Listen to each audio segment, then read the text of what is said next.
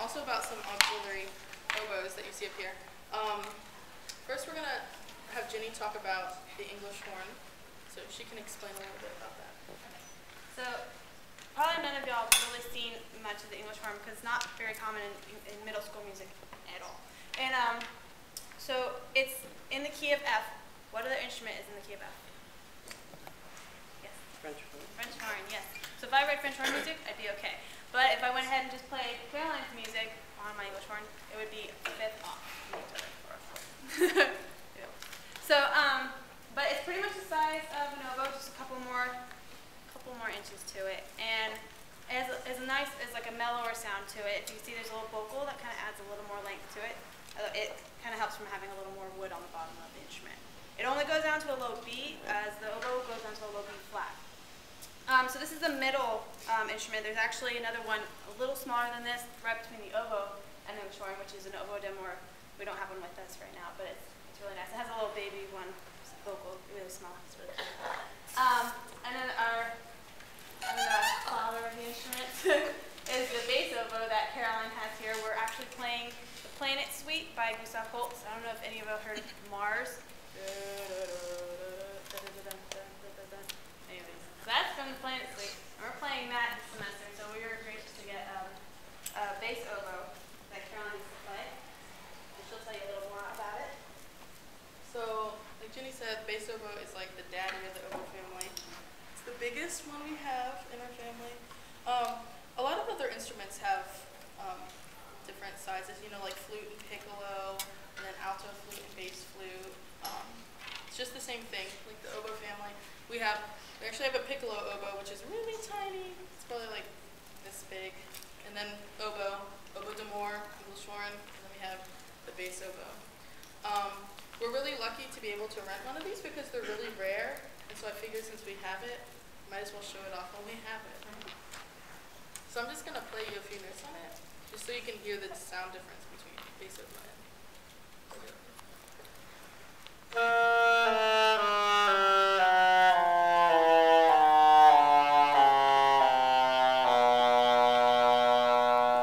Hear how low it goes?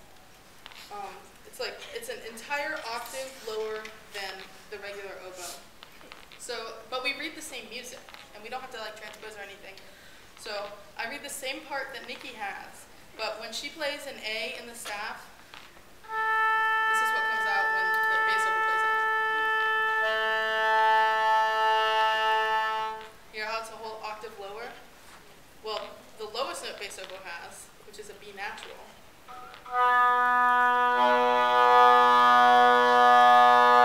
it like really adds some like depth to just the oboe section in the orchestra.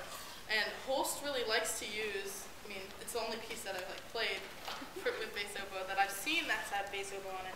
Holst likes to use the whole instrument, so I might be playing like above the staff, but then also in movements like Saturn especially, he has the bass oboe coming in on its lowest note, and it's a solo, and so it's really nerve-wracking, but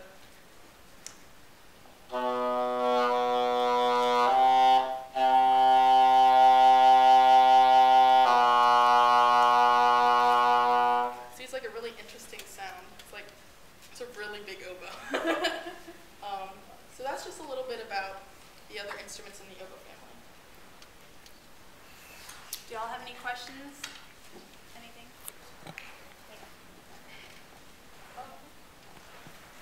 Yeah, go ahead. How long do you practice each day? I try to get at least an hour in a day, hour and a half. I try to practice like hopefully 2 hours a day, more on weekends, you know, just as much as I can get into a practice room, I try to do. About 2 hours a day. Same thing. Yeah. When did you first start playing? When I first started playing? Oboe? Or all of us. Well, my mom was a music teacher, so I started like music really young.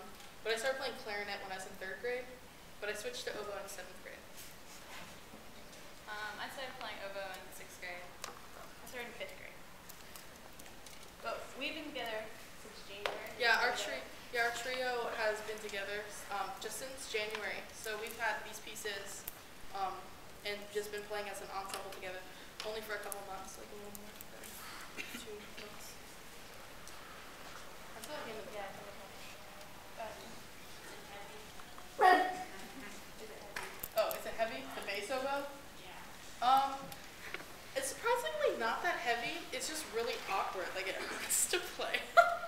wrist is like bent in really weird positions. What's the highest possible play on the oboe? Highest note possible? We go up to like A, but we just do like scales Yeah. and Hopkinson's pieces. In pieces, you won't see really much above like a minute, maybe.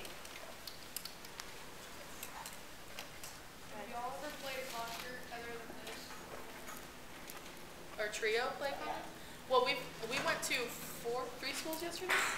We went to 3 schools yesterday. We went to a school this morning. We're here, and we have 2 more schools lined up for tomorrow. So we've just been performing just this last couple days. Yes. Is there anything you do to make practice interesting? Anything we can do to make practice interesting? Like as an ensemble or individually? Individually.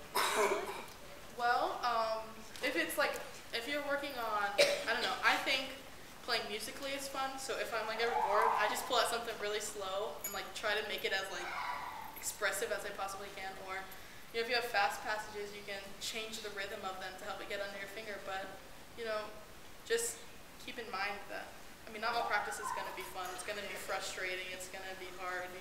But What I do, if I get, if I'm working on a piece so much and I'm just getting so frustrated with it, I'll just kind of put it away for a little bit and I'll bring out something else and I'll just sight read something, like something brand new, and you're just like, it takes an edge off you because you're like, I don't know this, so I can mess up if I want, But then you go back to your piece and you're like, okay, I got this a little more. Yes. Are any of the different kinds of oboes easier to play than the others? it's not really. They all have their own challenges. For example, it's really easy to get like the middle range out on the bass oboe, like really easy. But for us, I feel like the higher range is like really easy for like regular oboe. Every instrument has its own challenges, but I guess the thing that could be harder for like English horn or bass oboe or something is they're not played as often, and so getting used to like the different reed sizes in your mouth or like the physical size of the instrument. That's the only thing. Is there anything you do to blend? To what? Blend? To blend? What do we do? Oh yeah, just listen. Listening. Just listen. Yeah, you want to always listen to the person next to you. You should listen to the person next to you. It should be just a constant circle. You never stop listening. Never just focus on it. You should know what's going on in every single part of anything. So I should know what's going on when I'm playing my really fast notes. I should know what's going on underneath,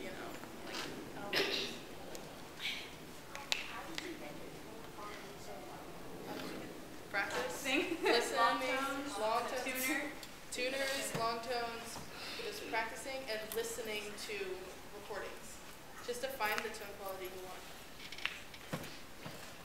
How long did it take you to play all that?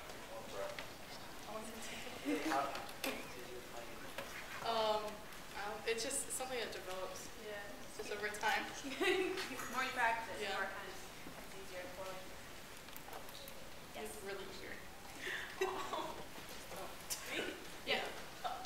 Yes. Do you play any other instruments than something in the oboe family? Yeah. Well, I do. Yeah, we all do. I kept on with clarinet even when I started oboe. I played saxophone in 8th grade. I taught myself flute in high school because it's like, oh, let's just do this. So I play like the entire woodwind. I learned bassoon last year, so I can play all the woodwind family. Same for me. I started off on piano, then I went to flute, and then this majorly.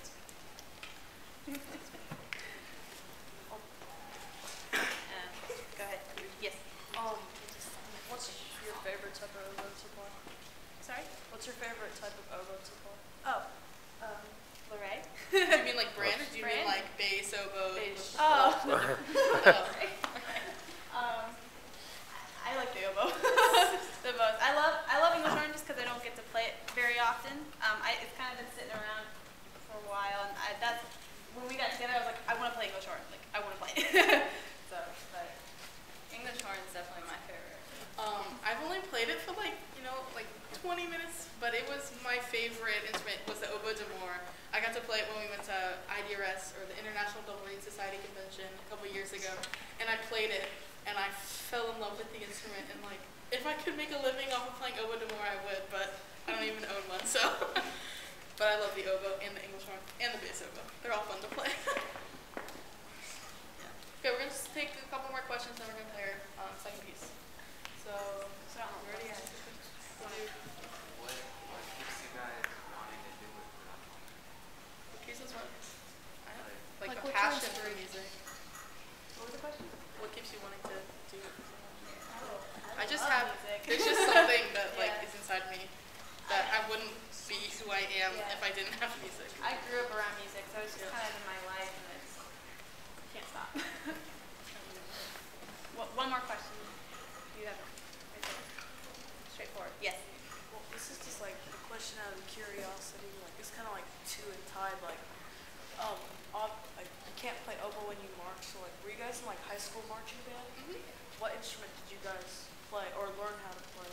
I played tenor saxophone because I learned it for jazz band. I was like, oh, might as well just march with it. So. I played alto sax. I already played flute, so I did that in marching.